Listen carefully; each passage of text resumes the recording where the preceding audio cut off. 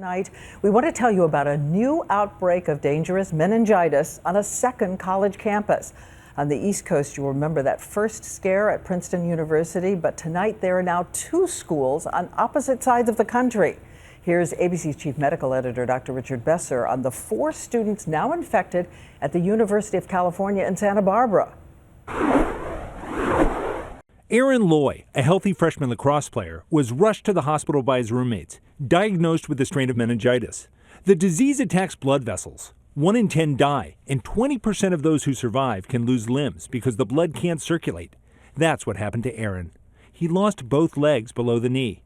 The Santa Barbara Health Department has distributed antibiotics to 500 students, and yesterday asked UCSB kids to back off from frat parties and social events.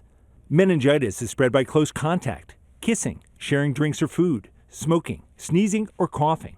That's why college kids are vulnerable. It's just kind of scary because there's always that constant fear. This after 8 students at Princeton in New Jersey were diagnosed with the same rare meningitis, type B, earlier this year. Are you all worried about the meningitis that's going around? Yeah, and just getting calls from your parents and relatives, asking about what's going on. Princeton students are getting a European vaccine that's not approved in the U.S. by special arrangement with the FDA. So far, not in Santa Barbara. Although both universities are having a meningitis outbreak of type B, the CDC laboratory looked at the strains and they have a different genetic fingerprint, so these are not connected. They arose separately on separate coasts.